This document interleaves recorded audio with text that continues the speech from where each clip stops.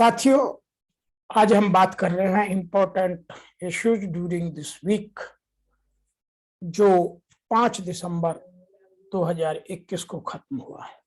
हमने एक नई सीरीज चालू की है कि पूरे वीक में जो लेबर लॉ से रिलेटेड इम्पोर्टेंट इश्यूज होते हैं या इम्पोर्टेंट लीगल केसेज होते हैं जिनका लेबर लॉ पर इम्पैक्ट आ सकता है या इंडस्ट्री पर, इंडस्ट्री रिलेशन से रिलेटेड कोई इम्पैक्ट आ सकता है या कोई ऐसा पर्सपेक्टिव जिससे हम अपने इंडस्ट्री रिलेशंस को या एम्प्लॉय रिलेशंस को फ्यूचर में ठीक कर सकते हैं। तो इस वीक में कुछ इंपॉर्टेंट इश्यूज हुए हैं, आइए उनकी बात करते हैं। सबसे पहले, the office of the labour commissioner Punjab has issued A notification number ST/17065 dated 30th November 21 related to minimum wages adjustment. उन्होंने अपने राज्य में मिनिमम वेज नया डिक्लेयर किया है, वह है अनस्किल्ड वर्कर के लिए 9192.72 रुपीस पर मंथ पर वर्कर। सेमी स्किल्ड और स्किल्ड का वेज इससे अधिक है, वह वेज भी उसमें डिक्लेयर किए गए हैं। यह एक बड़ा है इशू है और यह साल में 2 बार रिवीजन होने वाला वेज है। Number 2, Indian workers find work from home more productive. एक गार्टनर ने एक सर्वे किया है, यह इकोनॉमिक टाइम्स में जो 1 दिसंबर 2021 का है उसमें छपा है, और उसने लिखा है कि जो लोग आईटी सेक्टर में हैं या लोग जो डिजिटल मार्केटिंग में हैं या जो वर्चुअल मार्केटिंग में हैं, जो वर्चुअल सिस्टम में हैं, वो लोग घर से काम करना पसंद करते हैं। उसने 3 कारण दिए हैं। Number 1, 83% Indian digital workers confirm that they have used real time mobile messaging to conduct most work activities. Number 1 तो ये है। Number 2, most prefer virtual meetings because the employ can save times and fatigues because he is not moving or she is not moving physically, neither holding in the jams, कहीं जाम में नहीं फंसते हैं, कोई road पर ब्लॉकेज नहीं मिलता है, तो वह उनसे बचते हैं। नंबर 3, फ्लेक्सिबल वर्किंग आवर्स को दे आर एंजॉयिंग। बट यह बात मैन्युफैक्चरिंग सेक्टर में लागू नहीं होती है, इसीलिए अभी यह सब चीजें वर्क फ्रॉम होम हमारे मैन्युफैक्चरिंग सेक्टर में या जिनमें फिजिकल काम करना पड़ता है उनमें भी दूर की कौड़ी है। नंबर 3, यूनाइटेड ब्रेवरीज ने अपने 150 सीनियर या मिड लेवल एग्जीक्यूटिव्स को VRS देकर उनकी सेवाएं समाप्त की हैं। यह उनकी टोटल वर्कफोर्स का 5% है। यूनाइटेड ब्रेवरीज लिमिटेड में लगभग 3000 एग्जीक्यूटिव्स काम करते हैं और उन्होंने 150 के निकाला है। UBL revised its structure. उन्होंने अपने ऑर्गेनाइजेशन स्ट्रक्चर को भी रिवाइज किया है, तो कुछ पोस्ट जो उनकी अबंडेंट हो गई थी उनको उन्होंने बाहर किया है और नए ऑर्ग स्ट्रक्चर में उनकी जगह ही नहीं बढ़ी, तो रिक्रूटमेंट कोई नहीं होगा। नंबर 4, जो नेशनल HMS हेल्थ के लोग हैं, NHM वर्कर्स यूपी में particularly, stage is process seek equal pay regularisation of work.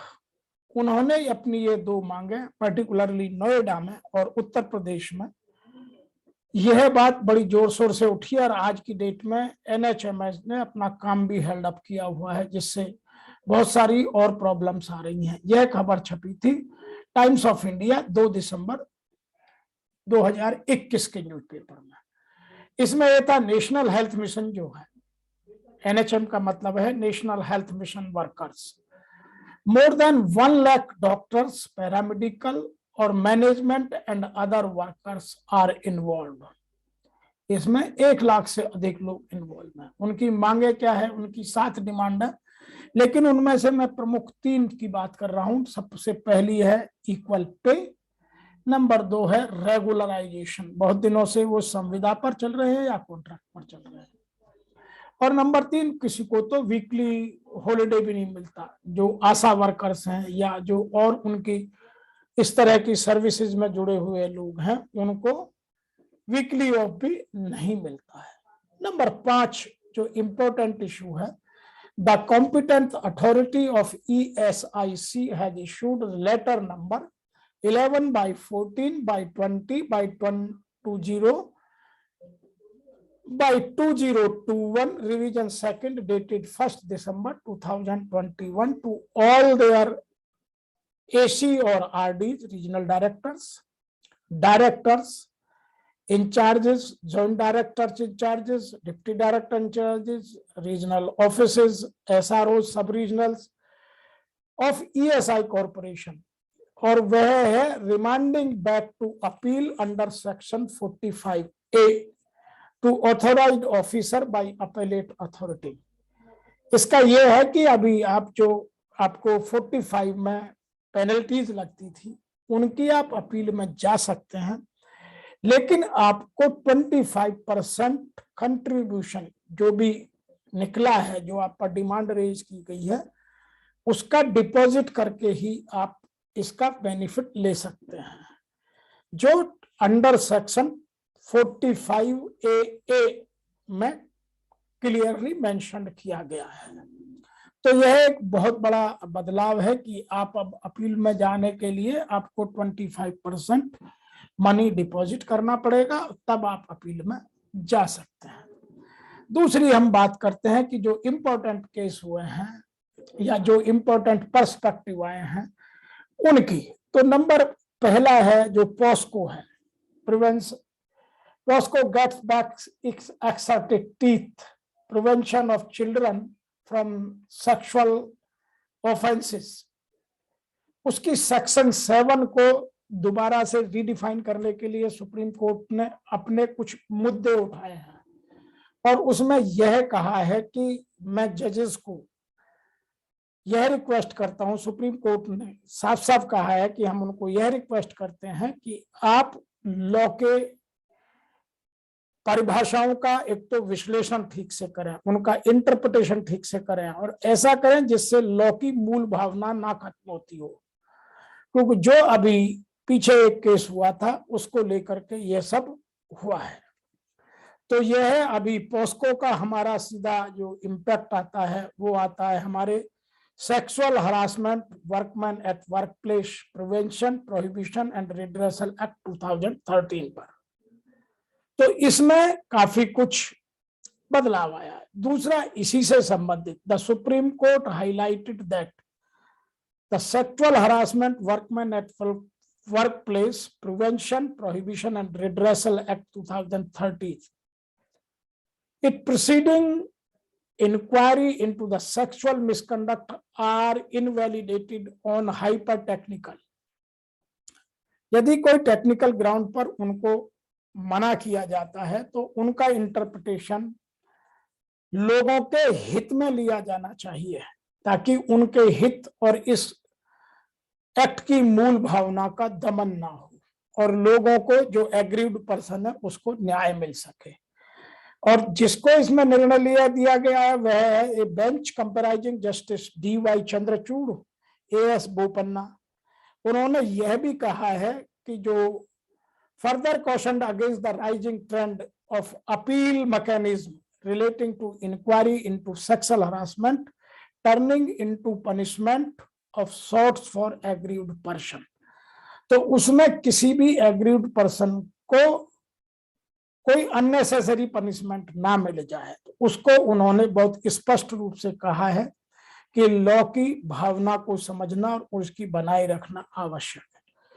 इसी में एक बहुत महत्वपूर्ण जो हमारा AAR है, जो अथॉरिटी ऑफ एडवांस रूलिंग का है, उन्होंने एक नया क्लैरिफिकेशन दिया है कि एम्प्लॉय स्किपिंग नोटिस पीरियड, जो लोग नोटिस पीरियड को स्किप करते हैं और उसके बदले में पैसा अपने एम्प्लॉयर को जमा कराते हैं, उस पर उन्हें अब जीएसटी देना होगा, जो भी उसकी एप्लीकेबल रेट होगी। यह न्यूज छपी है इकोनॉमिक टाइम्स 30 नवंबर 2021 में। और इसमें जो authority of advance ruling AAR has issued the order on 3rd December.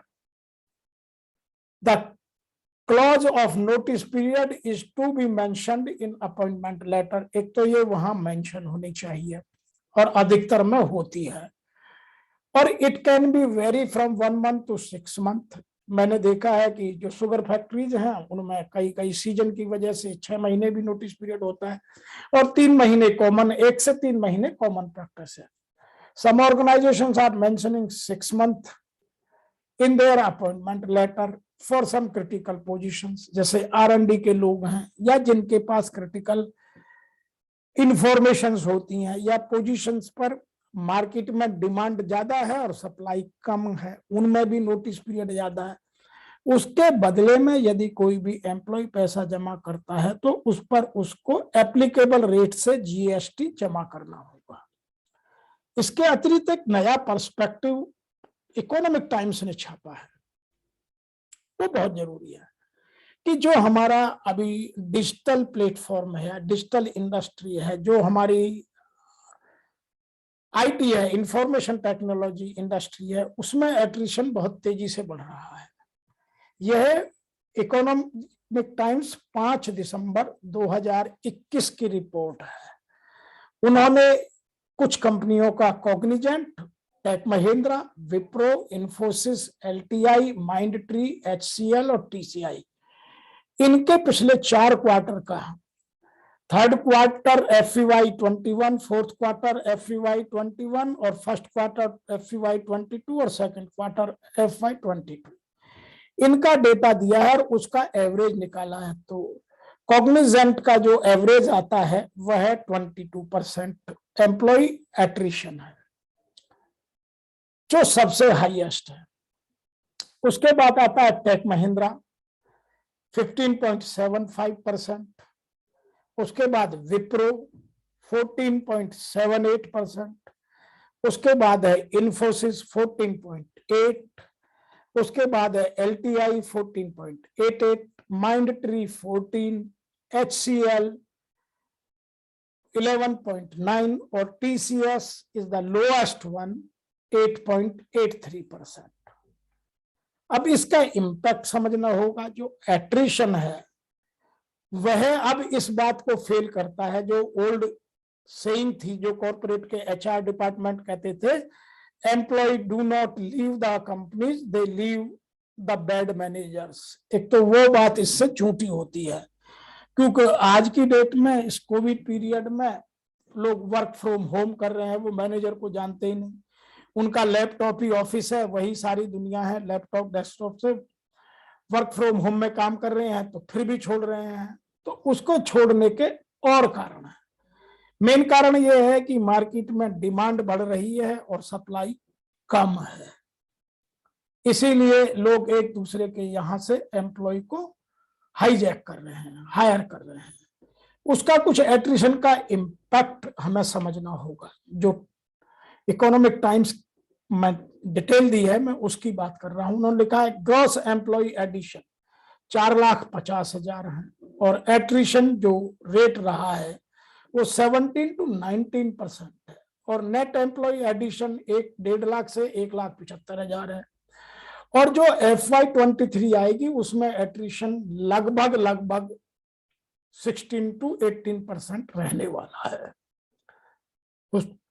उसका मेन रीजन है कि एक तो अभी डिमांड ज्यादा है और सप्लाई कम है। दूसरी बात यह है कि जो अभी कोडर्स की एक आर्मी है वो बड़ी तेजी से तैयार हो रही है और उसकी डिमांड बढ़ रही है। FY 18 में वो 3.96% थी, FY 19 में 4.15% थी और FY 20 में यह है 4.33 और यदि मैं देखूं तो यह जो हमारी FY21 फर्स्ट क्वार्टर था उसकी 4.47% है। तो इन सब को यदि देखें तो इन सब का इम्पैक्ट बड़ा आने वाला है, और यह हमारा एक बिजनेस के जो हमारी आईटी इंडस्ट्री है उसके पर्सपेक्टिव को चेंज करने वाला है। तो ये कुछ इंपॉर्टेंट इश्यूज थे जो समझना और जानना हम सब के लिए आवश्यक है। आप इन्हें समझिए, देखिए, जानिए और अपनी इंडस्ट्री में अपने हिसाब से करेक्टिव और प्रिवेंटिव एक्शन लीजिए, और अपने यहाँ जो एम्प्लॉय रिलेशन है या इंडस्ट्रियल रिलेशन है उसको ठीक करने के लिए इन चीजों पर अभी से काम करना, करेक्टिव और प्रिवेंटिव स्टेप लेना आवश्यक है। आज के इस विशेष कड़ी में इतना ही, फिर आपसे शीघ्र मिलते हैं। तब तक आप तक निवेदन कि आप मेरे यदि पसंद आए तो लाइक करें और मेरे चैनल को सब्सक्राइब करें। धन्यवाद।